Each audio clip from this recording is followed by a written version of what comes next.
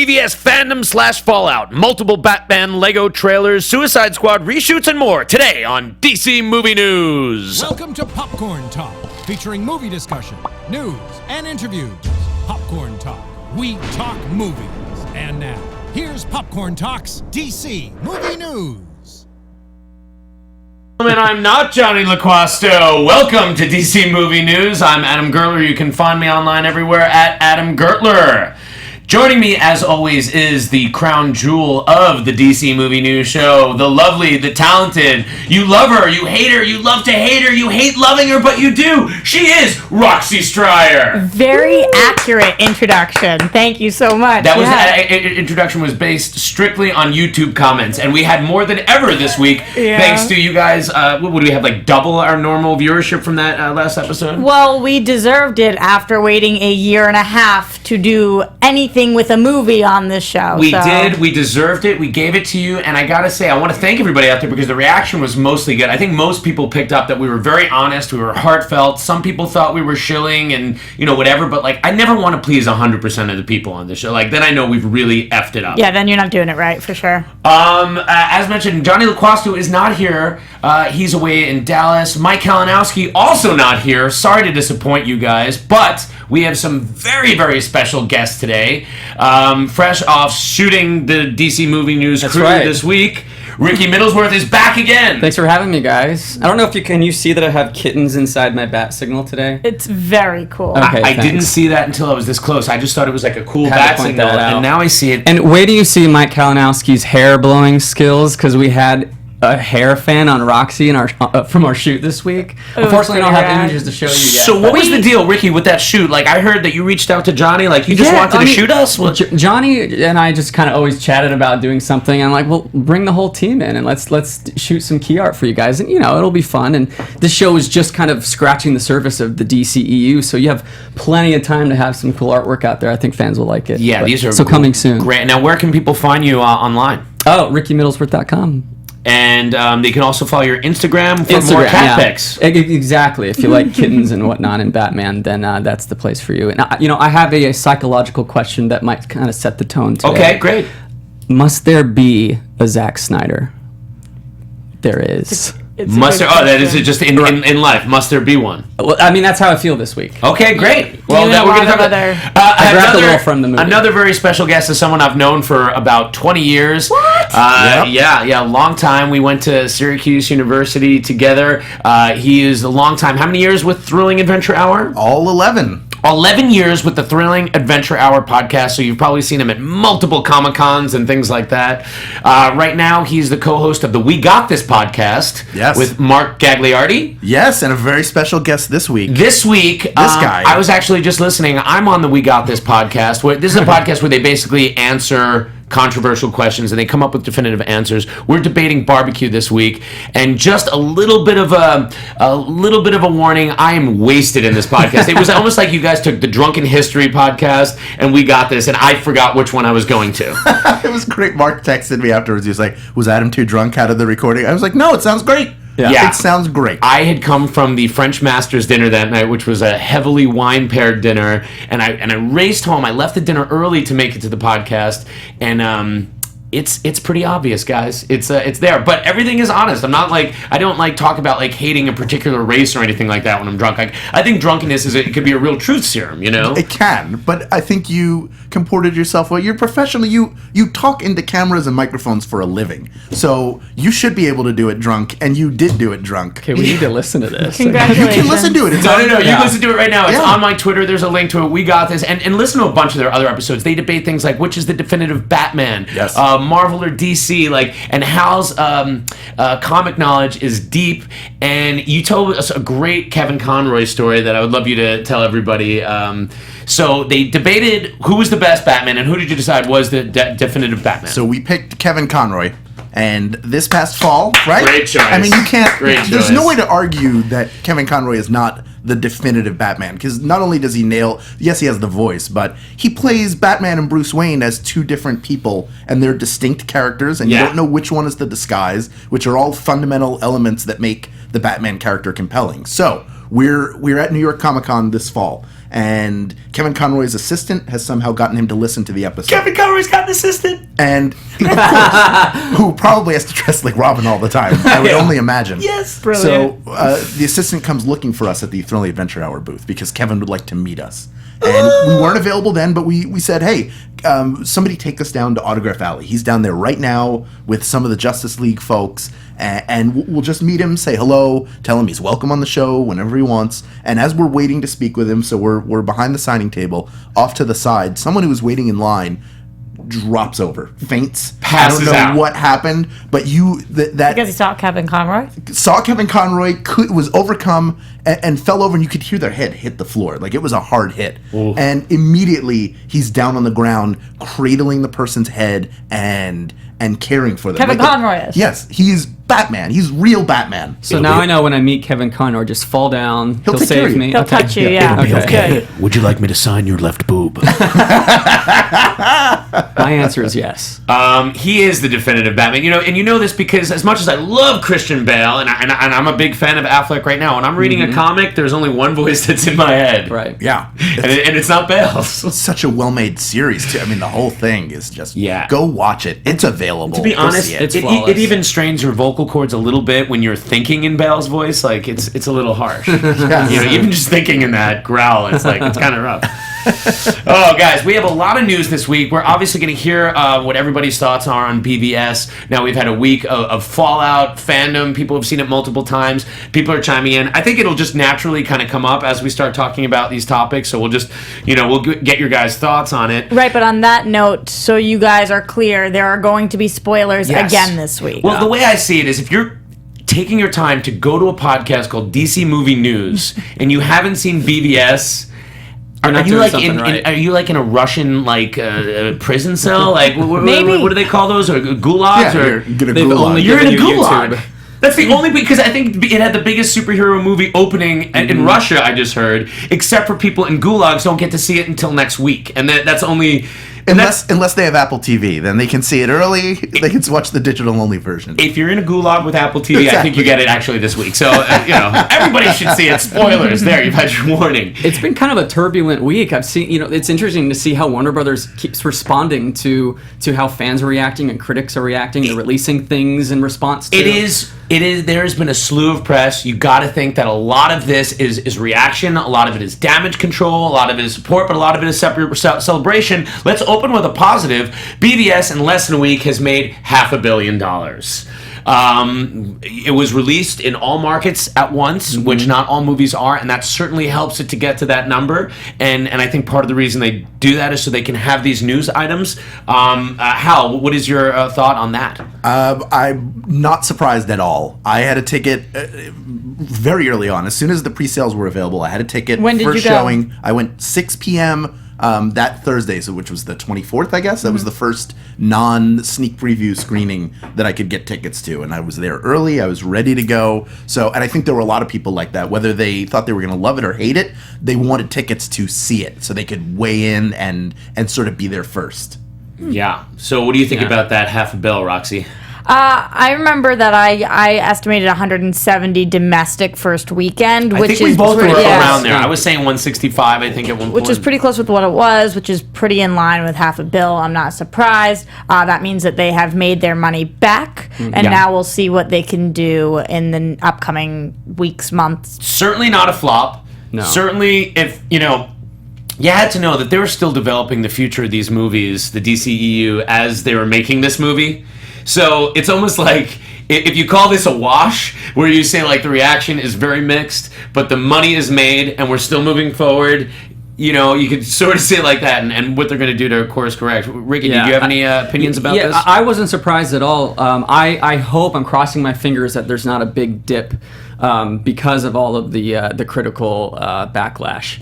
I've seen it 3 times now. Okay. I saw Mike Kalinowski at the Monday night screening, the fan screening that they did, and each time I've seen it, I value what it achieved more and more each time, and it's clearer to me what they did wrong every time. It becomes less muddled, and as I'm watching the movie, I see Oh, okay. That's where the train kind of derailed. It's so interesting because you kind of were the opposite. The more you saw it, the more you appreciated it. I still have only seen it twice. And the second time was a real comeback from like, man, I was negative about the film after the first time, so I really wanted to like it more. I gave it every opportunity for it to please me more.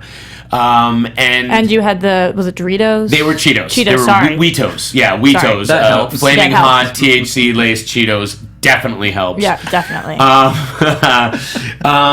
But yeah, absolutely. I liked a lot of the world building, and what I've heard from a lot of people is like, movie fans seem to like the movie. A lot of comic book fans are not such a big fan about the portrayals of some of the characters.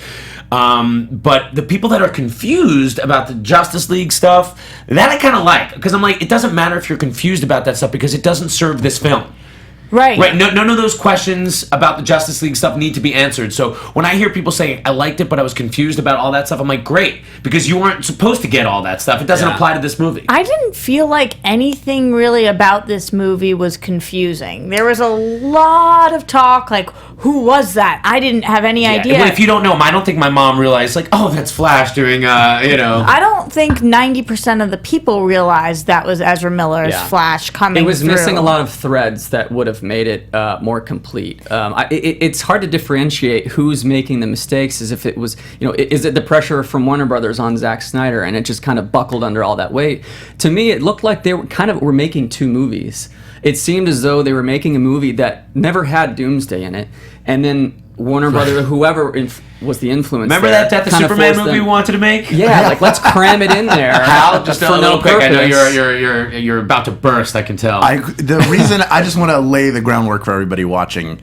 You may have no idea who I am. The reason why I'm here is I went on Twitter to my good old friend Adam Gertler and demanded to be here in a seat because look, I'm not enraged. I'm a very calm person, but the problem is there are a lot of threads. There's a real lack of motivation, and it's built on the foundation of a movie that I also don't think was very good. And I get that there are a million different versions in the comics of Superman and Batman. For everybody who's saying Batman never kills anybody, they've never read the first basically year of the comic book where he carried a gun and killed people and threw people into vats of acid. However, over time, we have to talk about that later. There are general ideas and a general ethos behind the characters that has been established. And for Superman, he may be an alien, but he was raised by people that have good values. And it's the values that he was raised with that make him a hero, not necessarily that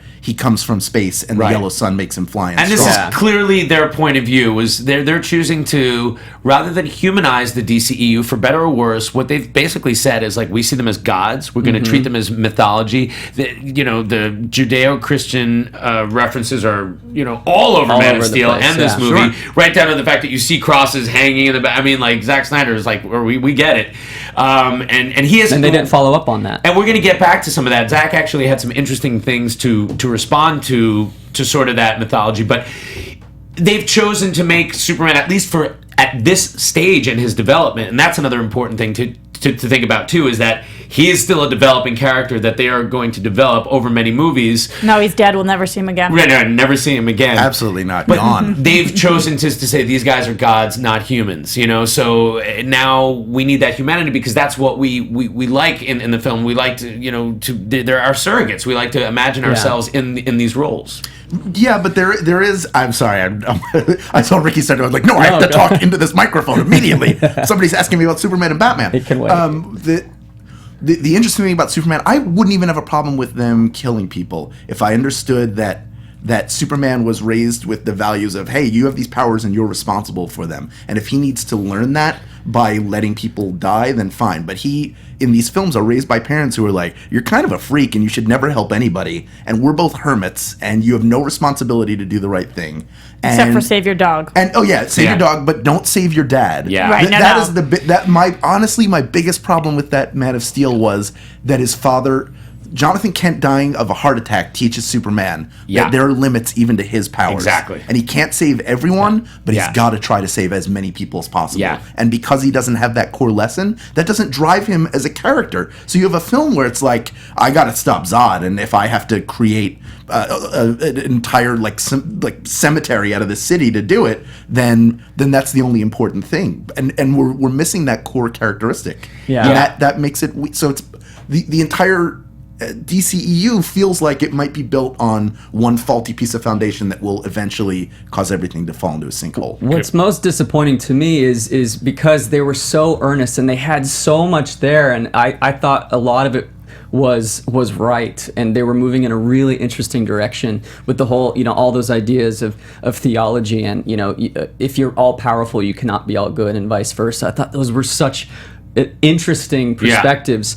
And then they compressed so much, and they didn't give people enough to do. And that's because I can't dismiss the movie completely, because I hold on to those things. I'm like, oh man, like you guys really were onto something here. Yeah. And that's to me what's so crushing. Putting Superman in a position where he can't do the right thing is an interesting concept. They gave him the floor in the courtroom scene, and he didn't even get to utter a word. And I felt like that scene could have been much more powerful had he come to terms with humanity and Holly Hunter's character. And it's just, I think it maybe comes down to someone's impaired judgment. I don't know whose it is. But a lot of people think that this would have been a better movie if it had been the extended 3-hour version. Yes, and people are waiting for that. So I am curious on your guys' opinions of one of these deleted scenes that actually surfaced Exactly. this week. So just a few days after the film has been in release, we get this beautifully shot, awesome looking scene, Communion, where we have a bunch of government soldiers basically descending upon the Kryptonian ship.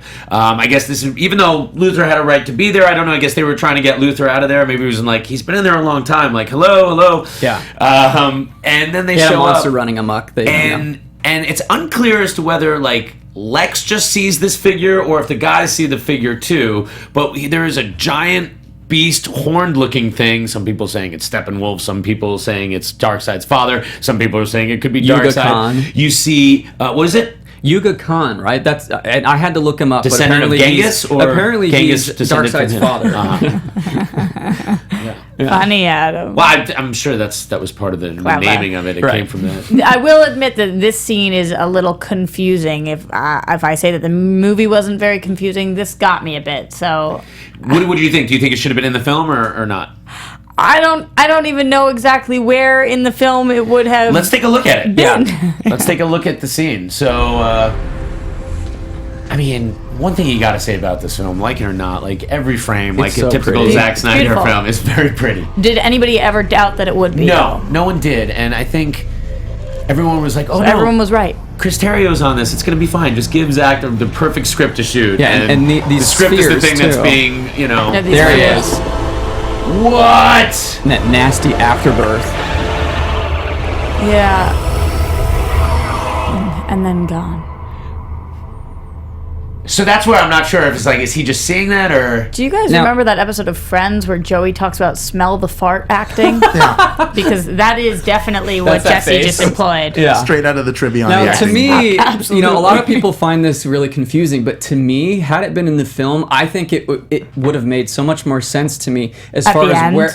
Yeah, because to me, this is after Doomsday's been unleashed, and this vision is coming to him with the mother boxes. But to me, that explains his scene in the end a little more. Yeah, you Is have that- no. I mean, Where we he's as talking about fans the probably God. filled it He's in. hungry. Did you understand that, Hal? Or Yes, I get it because it ties into the scene at the end where he's in Yeah. the cell and says there's something bigger coming But or something. he's to that hungry. effect. without the scene, being a fan as you Yeah, are, I was like, you oh, knew what he's Darkseid's talking coming. about, right? Here comes Darkseid. That's what I assume. That's what I assume it is. And I'll tell you, I would put that in the film, and I will make a trade. Rather than what are you extend taking it, out? I'll take out every single dream sequence that Every Batman single has. dream Oh. sequence. Because You- here's the get and I love.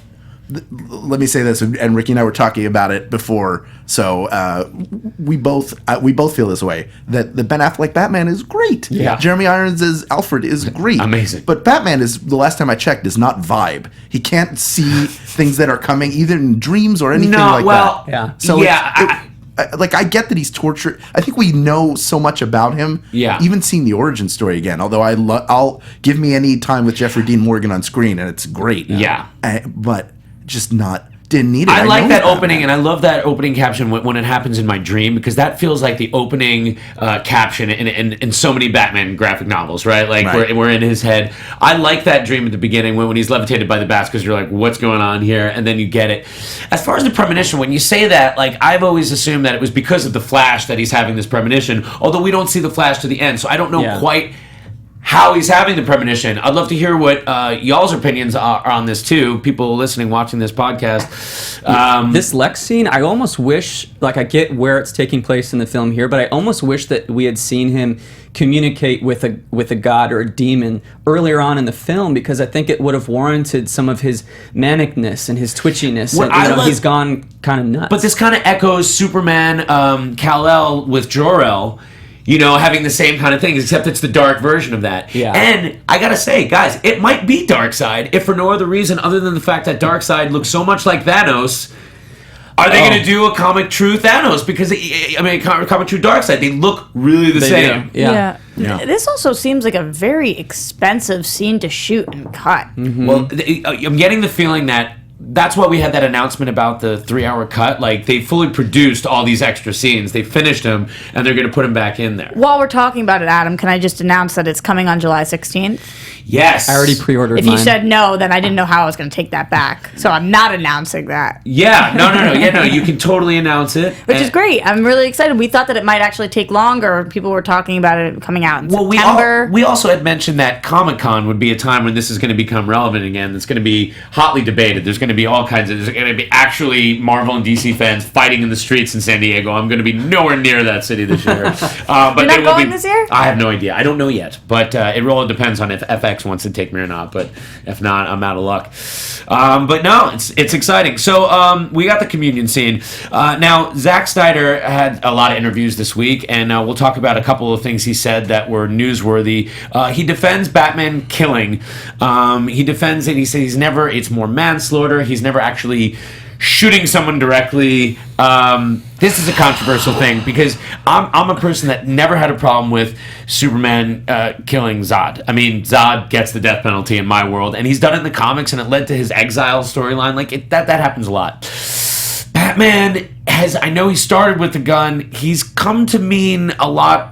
He's come to really symbolize not using the gun as a core characteristic, and what a lot of people have sort of criticized Snyder for is saying, like, he's taking everybody's favorite book, Dark Knight Returns, and without all the years of history leading up to it, you don't earn this divergent take on the Dark Knight, because you don't have the actual Dark Knight. Like, right. And so what are your guys' thoughts about just the killing itself and Zack's defense of it? I love that he's like, other people have done it too, by the way. It wasn't just me. It's happened many times before. I'm so not into it. He comes off very kind of lackadaisical in his investment in these characters and his interviews, and it really just kind of itches me the wrong way, and I'm not mad. This goes back to the core question: should there be a Zack Snyder? Should there be a Zack Snyder? Just should he exist? Yeah, I don't have a problem with Batman killing.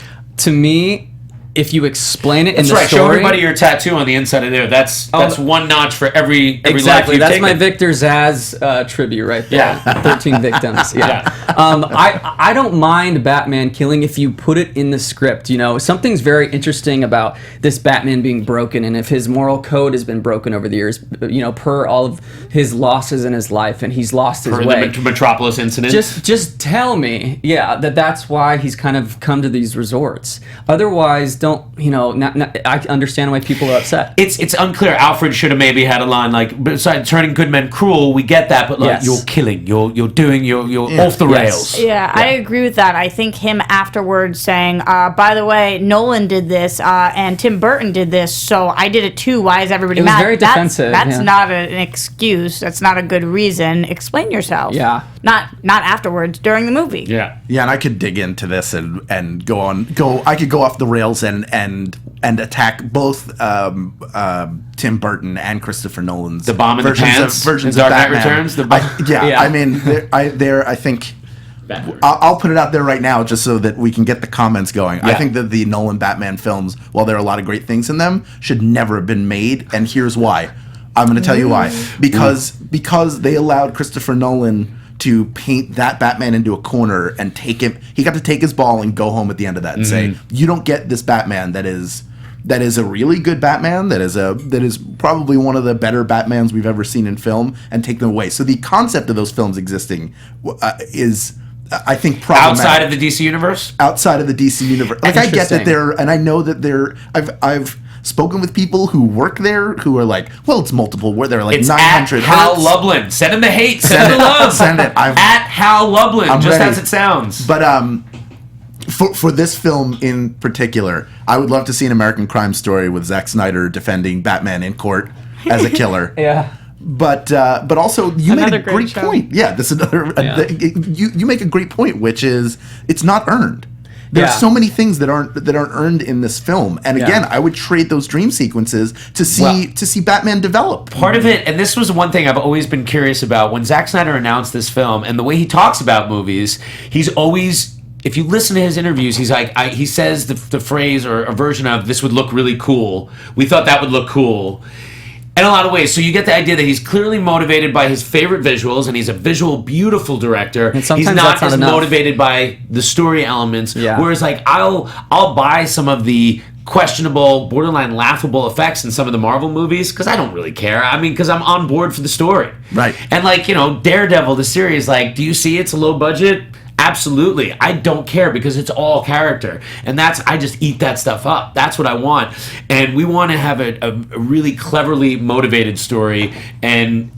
And yes, this is a little discombobulated. Well, and what was nice about Nolan is that, he, when given a question like that, he really thinks about it and he invests in what he believes is the arc of this character. Yes. And, I think Zack Snyder does have different motivations. And, just look at his response to the Jimmy Olsen thing. I know we're going to get to the Jimmy we'll Olsen get to that. thing. What do you think about the ending? They also said that he talked with Nolan, who serves as a producer. Roxy will give us one of those quotes where basically they talked about spoilers, whether they should kill Superman at the end. Zack pretty much said that he wanted Bruce to be on his own. You got the quote? This is how he won. He says it was pretty early, and Nolan and I had a long conversation about it. Really great sort of philosophical conversation about it. He was really cool because he played an amazing devil's advocate about why not to do it, and then in the end was like, no, you're right. It's better to do it. Sure, that's exactly how we Zack's motivation was that for Justice League, he wants Bruce going around on his own as the Seven Samurai kind of thing, which to me, I'll fall for it every time. Like, that sounds amazing to me. Like, I love this idea of Bruce going around and recruiting these guys one by one. I like it too. When you scroll further down, he goes through this thing of like, where and it displays it betrays his fundamental misunderstanding of these characters. And I feel like he's a guy who has like a nerd room, and he goes in and he's like, hey, does Batman have a jet ski? No. All right, we won't put the jet ski in. Yeah. But he says that there's no way Batman would put together the Justice League if Superman was alive, because Superman wouldn't trust him to do it, because I'm a god and you're a man. But that's not the nature of the relationship. Yes. The fact that they have different powers but are essentially equals to one another is what's interesting about that relationship. It's like you want like the two-hander with the two of them doing like the Lethal Weapon kind of thing. The relationship that has been built in these movies, though, I do think that is exactly the relationship. This Superman would never trust this Batman to do it, and frankly, nor would I. After watching, I trust Nolan a lot when I hear that he was when he was playing devil's advocate there, because I think he understands that there's a lot more to Superman that we have to develop before you kill him off, because it's not going to mean as much if you rush this. Yeah, that is a problem with getting to the death of Superman, is because when the world mourns Superman in the comics, he's Superman. Right. He's 50 plus years of Superman. He's the world's greatest hero. He hadn't found his place yet. And I'm fine with him not being there in this movie, but then you're right. You don't get the bang for the buck out of both these stories. Right. You're getting a washed out, watered down version, taking the Dark Knight Returns and just basically using it for spare parts. Essentially, like breaking it up, saying, I love these visuals. I'm not telling this story, but we're kind of just using it as a storyboard. Yeah. I don't know that makes for the best story. Yeah, I just, when you bring it up, my only answer is I wish that two other guys had been having the conversation. Because of the two people in control of that decision are two guys, one of whom I'm not thrilled with what they've done. The other one, I love the films. I love Batman Begins. Yeah. I like The Dark Knight a lot. It does the longer you watch it, the more you realize if you don't have Heath Ledger's Joker, the film is maybe not as strong. But Sure. you have Kristian But you Bale, do. Michael But Caine. you do have it. Yeah. So, So you have, but it's great. And Dark Knight, I have a funny Dark Knight Rises story, which I will tell very quickly. Okay. I went to see a midnight showing the night it came out. Yeah. I didn't have tickets, and then I decided, all right, I'm going to get them. I'd been at work early that day, and I fell asleep just before the charges were detonated in the football stadium, and then I woke up and there were tumblers driving in the snow, and I had no idea how long I'd been out. I thought for sure, I was like, has it been 3 days? And it wasn't because the film was boring. I was just tired, but like no sense of what was happening there. But funny. I want other caretakers, and I know there are some people who agree and some people who don't. And I love DC Comics. The thing is, who are these caretakers? And that's kind of a systemic problem, and we'll get to that too as we talk about how WB is reacting. Is like, you've heard the term rudderless ship being used to define or describe the DC movie. The EU is like, well, we got Zack, but is he really the guy? I mean, and you figure they put together a brain trust: Charles Roven, Zack Snyder, Kevin Tsujihara, like what all these people want, and they have a plan. Is it the best plan? We will see. This certainly is not this film is not a home run as far as making lots of people happy with it. Whether you love it or not, you can't argue with the fact that a lot of people feel a lot of different ways. I've talked to so many more people who loved this film than hated this film. I agree with you. Most of the reaction that I've heard is positive, but less so when you talk to the microcosm of hardcore fans. It's crazy, though, to the point where I gave this a 7.5, and people are like, that's not fair. I can't believe you hated the movie. That's a good grade. I gave it a 7.5. It was really good in my eyes. I really enjoyed it. So I think that it's crazy what we're talking about. Zack also talked about with this death of Superman that he talked about this character is still developing, and he spoke about his humanity really coming, and he said this is what was kind of weird, is like experiencing death. He had no fear of death, so he couldn't relate to being a human. So now that he appreciates death, I guess the idea is that he develops more humanity. My question is, like, when people die, they stay dead, so how does that teach you the lesson? Like, I could come back. Shouldn't he be afraid of kryptonite?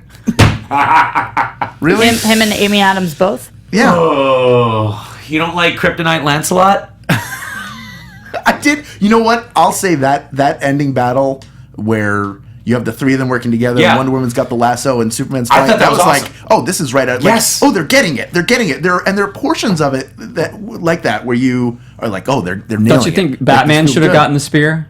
Yes. Don't you It would have think given him somebody else something to should have do. thrown it? I don't know that Batman could have gotten the spear, because I don't know that he gets that inside Doomsday without getting crushed. But Why? Wonder He Woman knows could have where it got is. this. Why does Lois Lane even know that the spear would do anything positive at this point? I How think- does well, she Batman There's realize? a knows line where it about it. is. Don't they say about something? Doesn't Lois hear that it's a Kryptonian villain at some point? There's dialogue. Well, I think Lois is a smart woman and she can figure things out, but it just Is she? Batman Because they don't went- paint her that way at all. Well, Batman goes Yeah. back there to find the spear and then kind of forgets about it, and he should have been the one to me. Isn't there someone who lives in the water who could have found it? Well, that's where we thought that. Yeah. I was just waiting. I was like, well, he obviously hates cameras. What else doesn't he like?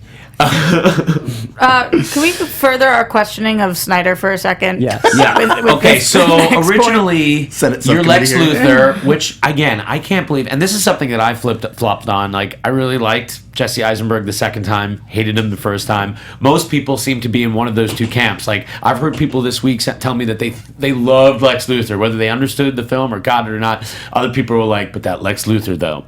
Have you heard a lot of people saying that he is Superman's the Joker? Like, that's what Lex is to him, they feel, because... That he was playing it like the Joker? Yeah. A little I've bit. heard that. But the interesting thing is Zack Snyder said that he came in to be Jimmy Olsen. Jimmy Olsen was going to be this. They described it as like or Jesse Eisenberg did. So it was like, all right, it's going to be like a pop culture misdirect. You're basically going to cast a high profile actor, announce him as Jimmy Olsen, and then kill him really quickly. Yeah, like Scream, like Drew Barrymore. Hal, I'm sure you have some opinions about that. Is that the best way to handle Jimmy Olsen? Not surprised at all, and no. Yeah. And I like Jesse Eisenberg. I think he's a great actor. I don't fault a single actor in that film for their performance. I think that it is the job of the person behind the camera to say, cut. I'm actually directing, like, I think he's directing like 3 or 4 different movies, and he's got the actor each starring in their own movie. Yes. And then when they come together, it feels like you're having to watch 4 movies at once, and you can't pay attention to it. It's overload. Yeah, I give Jesse a lot of credit because I think a lot of the choices he made as an actor are very brave and they're very calculated. I think he's a very smart guy. Ultimately, tonally, I don't think it worked in this movie. I think maybe it was the editing. Maybe there were different takes in there. I see him as someone who's giving them a lot of choices.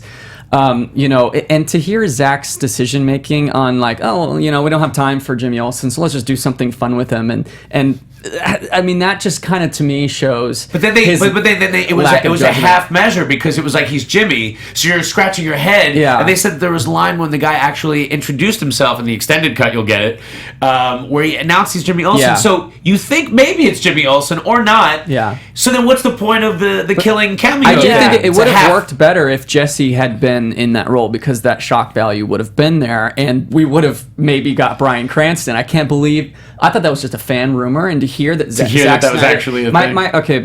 My friend would kill me for saying this, but he worked on the film. They had a picture of Bryan Cranston on their boards in the office before Jesse was cast. Do you think Cranston turned it down? Do you think Cranston eventually was like, I don't know.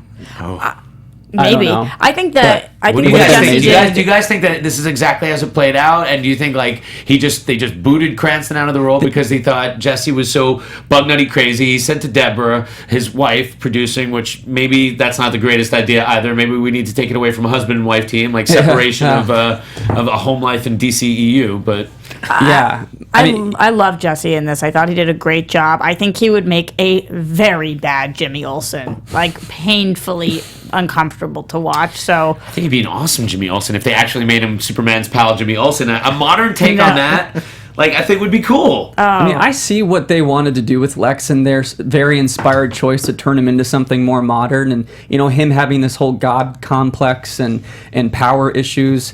But just ultimately, I just think it didn't stick. It would have been. I would have liked it the other way around with Jimmy Olsen. Hal, who's your favorite all-time Lex Luthor? I mean, it's a toss-up. I love Clancy Brown. He's a great in the animated stuff. He's fantastic. But, I mean, Gene Hackman is such a fun. And here's what I love about that Lex Luthor is he needs to be the smartest person. He's a criminal mastermind, and he does things because he believes he's smarter than everybody and can get away with it. But he also wants power.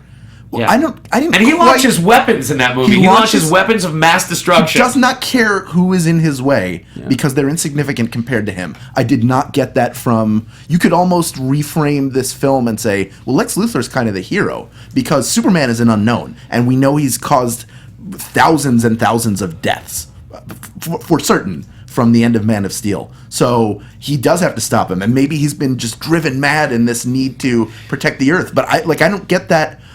I really had high hopes for him, and I'd heard great things going in, and I just felt like it wasn't his fault, but I didn't get why the character was doing anything. Yeah. What did he really want? Was it his dad was mean? That's not enough. And what did that do to him? Does he want if he was taught that he deserves everything and should have power, then play that out? One question that I've heard brought up is what was Lex Luthor's plan to do with Doomsday if Batman did succeed in killing him? Like, was he just going to be like, all right, I don't need that, turn it down? Can you turn it down like that? I don't know how that regenerates. How are they going to pick up that character? LexCorp is done. I mean, where is he going? And Lex knows the identity of Batman and Superman. How is he not, open up about that? So. And he has those really nicely designed folders on all of the other superheroes. The logos. That was the thing that people tweeted was that they shut down LexCorp. Right. Well, the LexOS website had suspended activity today. Yeah. I don't know if you guys saw that. Yeah. But yeah. I thought funny. that was kind of What do you guys think of the petition to remove Zack Snyder It sounds from like the they have Justice League? signed it. That's what it sounds like. I have 2 members who have signed this But is that a petition. realistic thing? Do you want Zack Snyder off Justice League? The one that's currently going to production, knowing everything you know about the real world, not talking about a fantasy world where they're going to postpone it for another year. Let's say they're keeping the production schedule. Do you put another director in there at this point? I think it's unrealistic. It's right now the train. Yeah, this is the train from that Chris Pine Denzel Washington movie. It's out of control. Yeah. And you can't pull the brakes on it. So it will either it will either get better or it will be more of the same or it will get worse. You just don't know. I think the odds are right now they've set themselves on a course and they're going to continue on that course. It will either be better, worse, or the same. There are three. There are three choices. I agree at with all that. times. But it's not stopping. Thank you. One I'm very thing's for sure. controversial. I absolutely agree with that. Yeah. Yeah. For sure. I can sign off on that. That's Hal Lublin, ladies and gentlemen. That's Hal Lublin. I can't help but point the finger at Snyder because of how I've seen his attitude towards these thematic decisions in these films, namely, everyone seemed to have a huge problem with the Martha connection, and it seems like such a superficial. Don't get me right, started. like it's comic book trivia, and to him that was enough. And or Terrio or somebody. To me, it feels like it smells like Snyder to me. You know what it reminded me of? It reminded me of Lauren Shula Donner's talking about Wolverine's jacket in like X-Men Origins. She's like, well, we wanted to show how he got his jacket because we know fans were a fan of the jacket. I'm like, what are you talking about? And, I'm like, that's why this movie is like that, because the people in charge did not know what it was supposed to be. Well, I felt like if you're going to have Superman and Batman makeup, it's got to be more than that. And these two characters did not come to any sort of understanding of the methods that one another uses. Or imagine if Superman had saved Batman within that whole scene. Something had happened and Superman was forced to save Batman's life. Therefore, Batman comes to men are still good. Like, where does that come from? I felt like he kind of flipped like a coin. Men are still good. Well, what happened to cynical Bruce Wayne? Mm-hmm. It can't just be because his mother's name is Martha. I'm with you. But regardless of how critics felt, the fans came out. Yeah. And Gal Gadot and Henry Cavill took to their Twitter page and they basically acknowledged, they said, all that matters is what the fans think. We love you. Thank you. Affleck did not do that. Affleck did. I think he's having a lot of thoughts right now. Affleck writing his script. Yeah. Which is let's talk about that. How about final confirmation that that's a thing? Oh, that he's writing a not script, not from Warner Brothers, but final Basically, confirmation from his agent. Within 1 week, you heard the DC All Access, where Affleck said, "I'm working on something for DC with Jeff Johns." Mm-hmm. And the agents confirming that they had a really cool script. What do you guys think? Do you think this was leaked because Affleck's Batman is getting mostly positive reactions? Do you think this is Warner Brothers saying, "Hey, just stick around, guys. Yeah, we got this coming"? Or what do you guys think? I think that. That what you just said. That's what I think it's smart because I want all those movies right now. I want them yesterday. I thought that was the best part. But you know what? I'm really, for me anyway, I'm excited to see, with all this response composed, it almost makes me like, do we really need to start production in 2 weeks on Justice League? Can't we wait a month or two until we're sure we got it right? But I do like this concept of Batman, of a real Bruce Wayne heavy, and Gal Gadot doing the two-hander with Gal. Yeah. With them getting this team together. Like, I'm a fan of that format, but we'll see. We'll see how it all comes out. Is there a reason why Ezra Miller looks like his character from The Perks of Being a Wallflower? That's a good where question. he looks like a weed dealer? He Was Barry Allen a weed dealer in any of the Earths of the DC universe? I believe on Earth 5. I will always defend Ezra Miller. I think he's brilliant. I love his androgynous thing with the long hair. I love that they kept that. But his hair is chopped off now, so I can't imagine they've kept it for Justice League. I really that makes people feel liked better. everything Flash about this movie. I liked his look. I liked his delivery of that line. I'm not too early. Oh, I'm too early. Like, that said a lot. And that's what I mean. Like, that was economy of storytelling, because I got a lot about his character and the fact that he was doing this. And like, you see he's in this weird augmented suit, but you can see the Flash suit underneath it. It's really tough because I think 90% of people are fans of Grant Gustin. But here's the thing. Yes. More than ever, I'm so convinced that him in these movies would be a terrible choice. I'm not saying one way or another. I'm just saying that when currently we have a Barry Allen that people love, it's very difficult to show somebody who does have like longer stoner look. Fix it? Agreed. Totally agree. So I think that's where any of the hate for him is coming right now. Speaking of the dream sequences, am I the only one that caught Jenna Malone in the nightmare scene?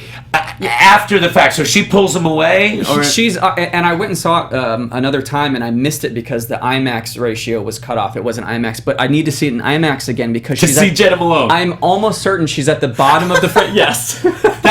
That's like the Jimmy Olsen thing. It's like, oh, well, you could. Jenna Malone is in the film in the IMAX format. She's in the But to know that that's the scene that I believe that has to be her. She's at the bottom of the screen. He's pulling her up. She looks like she's just in goggles and desert warfare with a scarf. Such a take on the Dark Knight Robin. I still have exactly. To me, it has to be Carrie Kelly if it's a vision of the future, but that was debunked, I guess. No, Anyways, well, I mean, he said nobody's got it, but we'll see. Yeah, she's going to be in the extended cut, so hopefully she'll have a name.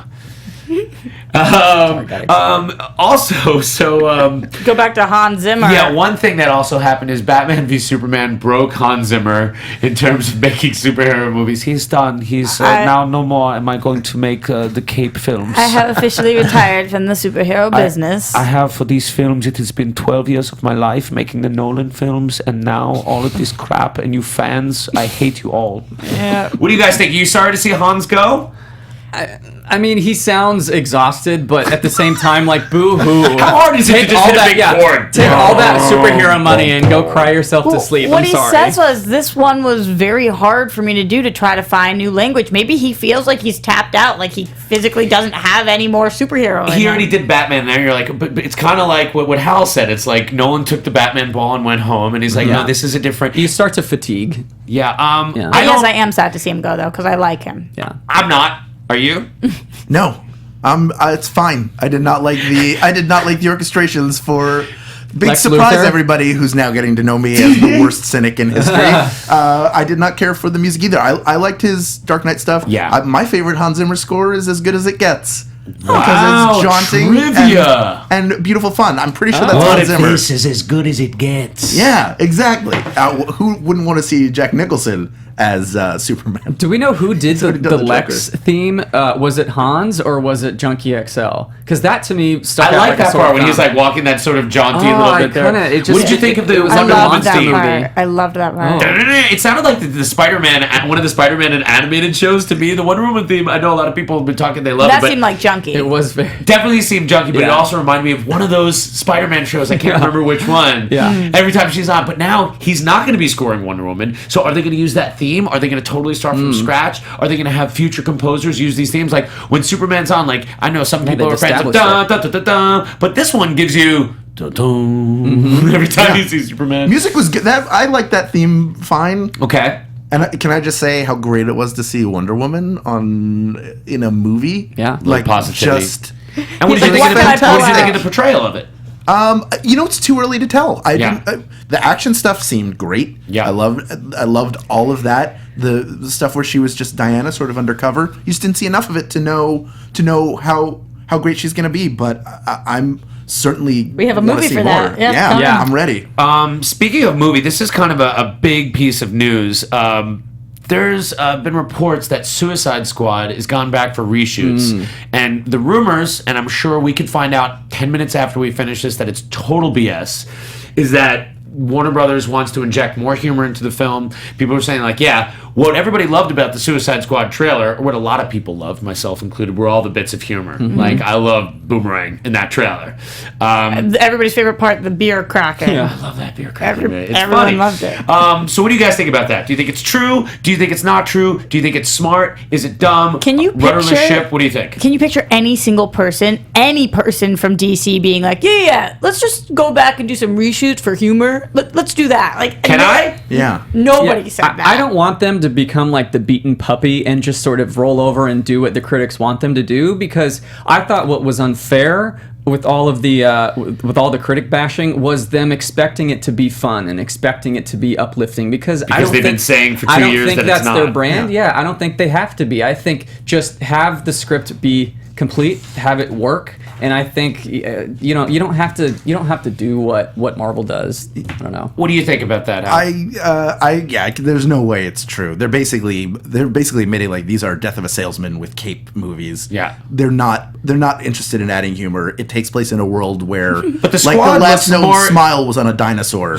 And then the world froze over, they were gone. But the Suicide Squad movie does look like it has more humor, and I disagree with Roxy because I think you're damn right Warner Brothers is trying to course correct, and like they knew that this was going to make money, but it's going to be a law of diminishing returns if people don't love the next movie. Yeah, they have shareholders to worry about. Okay, like this movie was box office bulletproof. We don't want to be the Transformers franchise of the superhero world, where everyone like hates these films, but they make $1 billion, so they don't care.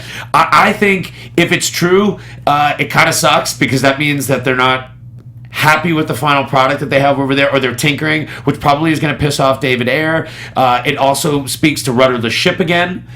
With them flip-flopping. I'd like to believe that whatever they already learned making BvS, and like Suicide Squad was on its way. What do you guys think? Do you guys think this is true? I do want to see Harley be funny. It would be nice. But I think we saw moments of that. A lot of people in here are saying whether they are reshooting or not, we don't know the reason why. Not to freak out. Reshoots are typical. But they also are saying that WB is known to course correct and known to be reactionary, which is true. Well, listen, that's not a bad thing. They knew that they had to get this train moving. Like you said, it had to leave the station. It had a hard out, as Roxy does. So we'll try to wrap up here quickly. But to speak to that, James Wan said that Aquaman, in his comments, is going to be fun. It's going to be badass. He gets it. He gets it. Aquaman is a character that has been the subject of a lot of humor. We know Momoa looks badass. What do you guys think of these comments? Are you excited for Aquaman? I like hearing James Wan speak. It's just, I think that he just has a good way about him. I'm like, yeah. He's an Aussie, right? You got this. Yeah. Like, I just think that he's got a grip on it. And of course, Aquaman should be fun and badass.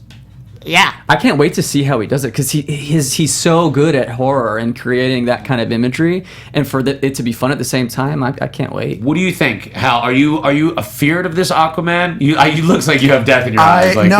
You know what? At the end of the day, no matter what I'm saying, I'm gonna be there to watch it. I hope it's great. I want these to be great, regardless of whether I was a bigger Marvel fan versus a DC fan. Wouldn't even matter. This is a great time for these films to be made, and I want them all to be successful and well made. Absolutely. I've never been a Punisher fan. I love the Punisher in Daredevil season 2. I've never liked that character more than that iteration. John Bernthal is amazing.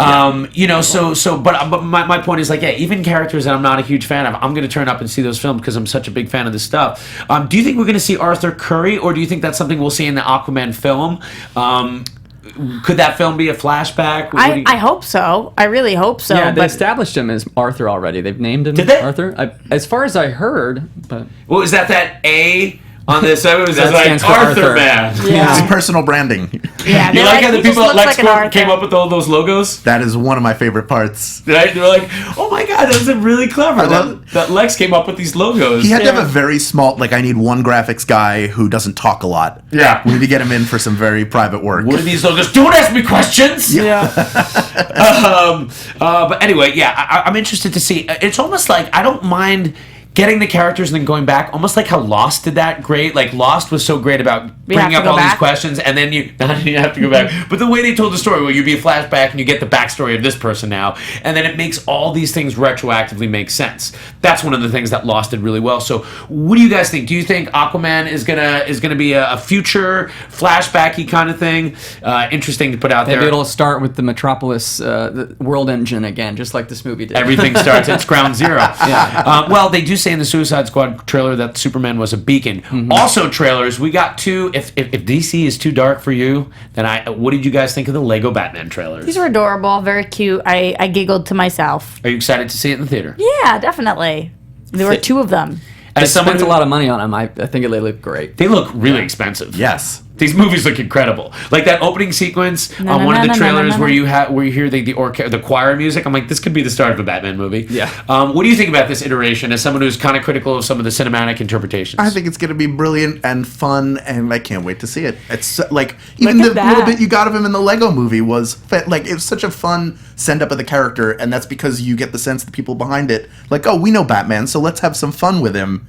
And it was great. I would love it. Like when you saw the movie, didn't you want an entire movie of Will Arnett as that Yes. Batman? Will Arnett just rat. I can't believe we're getting it. It looks incredible. It looks really funny. Finally, we got to wrap up. Do we have some time for a quick little TV time? Was there anything that we wanted to talk about? Yeah, let's do a quick TV time. It's time for, you know how it goes. You guys know the whole thing.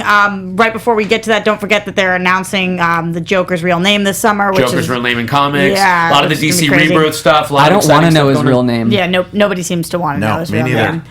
For TV time, we're getting a young Heatwave, which is interesting if you're following Legends of Tomorrow. It's Mitchell Cumin who is cast. And the reason why this is interesting is why are we going to see Heatwave? We don't really know why are we going back right now. I won't give too many spoilers on that. Kevin Smith teased Jason Mewes and that he's having a cameo Love in the that. Flash episode that he is working on. Listen to Kevin Smith's Fat Man on Batman. love Kevin Such a Smith. good, Yes. yeah. He's great on that. It's his best work. Yeah. And His review of BvS is awesome. It's good. He saw it a second time too. It's like many people, a second viewing will make you appreciate it a lot more. right.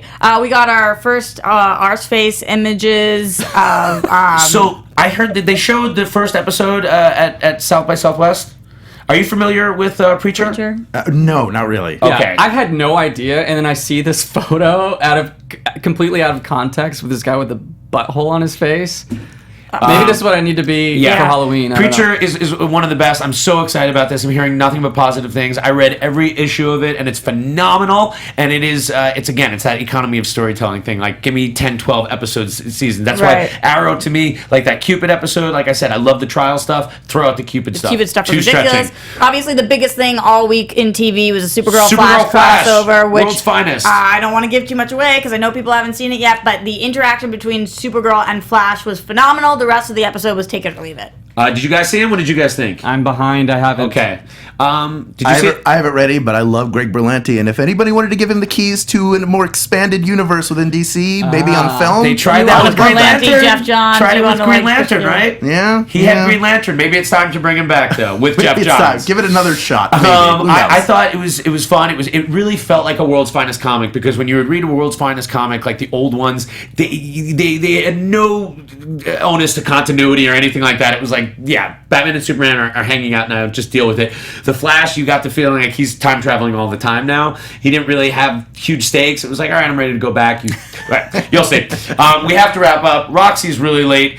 I wanna thank our very special guest, Hal Lublin. Tell them again where they can find you. You can find me at Hal Lublin on Twitter or at hallublin.com. Send him all your hate. Anything you were going to say nasty about Roxy this week, I want it to go to Hal. Thank you. Give Roxy a week off. Praise her and her lovely appreciate that. dimples. Thank No you. problem. Come on. Okay, Ricky, how about yourself, man? I'm not on Twitter, but you can find me at Ricky Middlesworth on Instagram. You can send me hate too. Okay, so I want you to start a Twitter page for Ricky Middlesworth and start just Thank you, putting all please. kinds of nasty, don't offensive have stuff time. up there. Yeah. Roxy. You guys can find me everywhere at Roxy Striar. I'm Adam Gertler. You can find me at Adam Gertler. Tonight, there's a brand new episode of Man vs. Child Chef Showdown on FYI. Definitely check it out. I watched it the other day. I watched an episode, and which is hard to do sometimes to watch yourself, and I had a great time. They edit it so good that I don't look like a moron.